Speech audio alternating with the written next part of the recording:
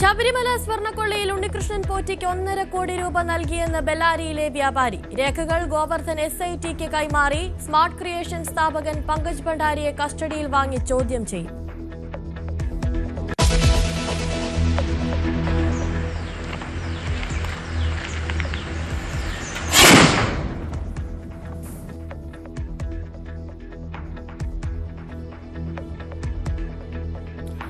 പടക്കം പൊട്ടിയതെന്ന് CPM നേതാക്കളുടെ വാദം പൊളിഞ്ഞു. കണ്ണൂരിൽ സ്ഫോടക വസ്തു പൊട്ടി യുവാവിന് പരിക്കേറ്റതിന്റെ ദൃശ്യങ്ങൾ പുറത്ത്. സ്ഫോടനം റീൽസ് ചിത്രീകരണത്തിനിടെയായിരുന്നു.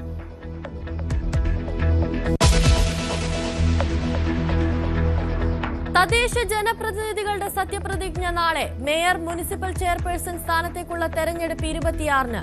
ഗ്രാമ, ബ്ലോക്ക്, ജില്ലാ പഞ്ചായത്ത് പ്രസിഡന്റ് തെരഞ്ഞെടുപ്പ് 27-ന് തിരുവനന്തപുരം. കൊച്ചി അടക്കം മേയർ സ്ഥാനത്തിൽ തീരുമാനമായിട്ടില്ല.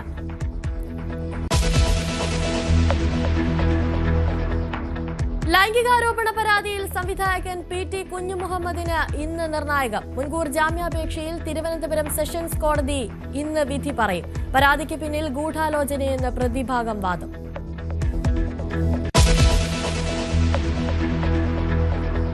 ബംഗ്ലാദേശിൽ വ്യാപക പ്രതിഷേധം തുടരുന്നു. ഉസ്മാൻ ഹാദിയുടെ മൃതദേഹം ധാക്കയിലെത്തിച്ചു. ഇന്ന് ഖബറടക്കം.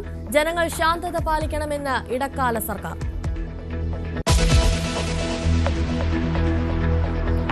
ഡിസംബർ 13 ഭീകരാക്രമണത്തിന് അമേരിക്കയുടെ മറുപടി. സിറിയയിലെ ISIS കേന്ദ്രങ്ങളിൽ ശക്തമായ ആക്രമണം. നിരവധി ഭീകരരെ വധിച്ചു.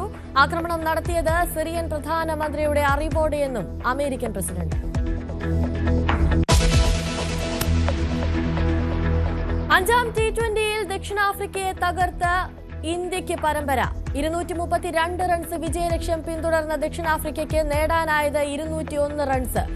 സഞ്ജുവും തിലക് വർമ്മയും ഹാർദിക് പാണ്ഡ്യയും വരുൺ ചക്രവർത്തിയും തിളങ്ങി.